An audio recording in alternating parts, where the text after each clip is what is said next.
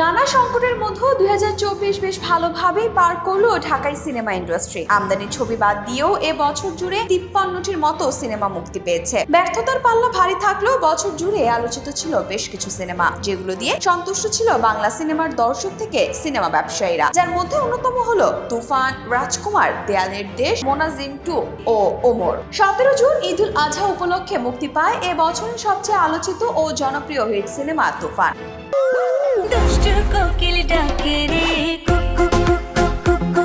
Action ধাঁচের এই সিনেমাটি পরিচালনা করেন বিখ্যাত পরিচালক রায়হান রাফি। সিনেমার নাম ভূমিকায় ছিলেন মেগাস্টার সাকিব খান। এই সিনেমার মাধ্যমেই সাকিব খান পৌঁছে যায় অনন্য উচ্চতায়। সিনেমাটিকে বাংলাদেশের আধুনিক সিনেমার স্যাম্পল মনে করেন দর্শকরা। সিঙ্গেল স্ক্রিনে টানা 2 মাস হাউসফুল দেখা যায় সিনেমাটি। সিনেপ্লেক্সের শোয়ের বিচারে হলিউডের সিনেমার রেকর্ড ব্রেক করে নাম্বার 1 পজিশনে পৌঁছায়। শুধু বাংলাদেশ নয়, তুফান বিশ্বব্যাপী ব্লকবাস্টার হওয়ারও গৌরব অর্জন করে।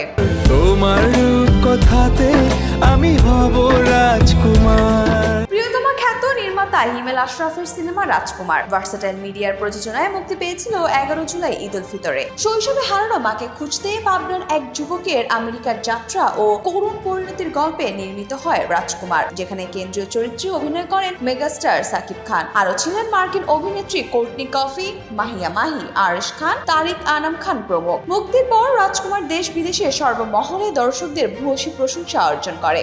সেই সঙ্গে সাকিবের অনবদ্য অভিনয়ে মুগ্ধ হন দর্শকরা। সিনেমা সংশ্লিষ্টরা মনে করেন রাজকুমারে অভিনয়ের কারণে সাকিব ন্যাশনাল অ্যাওয়ার্ড প্রাপ্তির দৌড়ে এগিয়ে থাকবেন।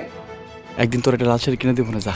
ঈদ উল ফিতরের আরেক সিনেমা দেয়ালের দেশ। নবীন নির্মাতা মিশুক মনির পরিচালিত সরকারি অনুদানে নির্মিত এই সিনেমায় অভিনয় করেছেন শরীফুল রাজ ও বুবলি। মুক্তির আগে সিনেমাটির ট্রিজার প্রকাশের পর ব্যাপক আলোচনা তৈরি করে। মর্গের ডোম ও প্রেমিকার লাশের অন্যরকম এক প্রেম কাহিনী দর্শকদের অন্যরকম ভালো লাগা উপহার দেয়। এ কারণে সার্বিক হিসেবে দেয়ালের দেশ মুক্তির পর আলোচনা তৈরি করে। বাবা ডরাইতেছে।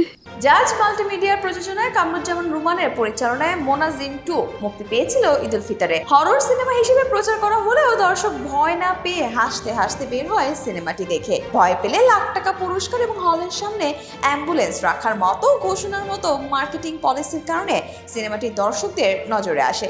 এতে অভিনয় করেন সুপ্রভাত, তারিক আনাম খান, আহমেদ রুবেল সহ অনেকে। তুমি তো দেখে ফাঁকা মার। 11 এপ্রিল ঈদ উল ফিতরে মুক্তি পেয়েছিল মোহাম্মদ মোস্তফা কামাল রাজ পরিচালিত ওমর। মাস্টার কমিউনিকেশনের ব্যানারে নির্মিত টান টান থ্রিলার ও সাসপেন্সে ভরা এই সিনেমায় গুরুত্বপূর্ণ চরিত্রে অভিনয় করেন শরীফুল রাজ, নাসির উদ্দিন খান, শহীদুজ্জামান সেলিম, আবু হুরায়রা তানভীর। একটি খুন ও প্রতিশোধের গল্পে বাংলাদেশি হচ্ছে টান টান উত্তেজনার গল্প নির্ভর থ্রিলার সিনেমা বানানো যায়, সেই প্রমাণ দেয় ওমর। সিনেমাটি যারা দেখেছেন এক বাক্যে বলেছেন বাংলাদেশের গল্পে নতুন স্বাদের থ্রিলার গল্প উপভোগ করেছেন। এ কারণে এগিয়ে থাকবে ওমর।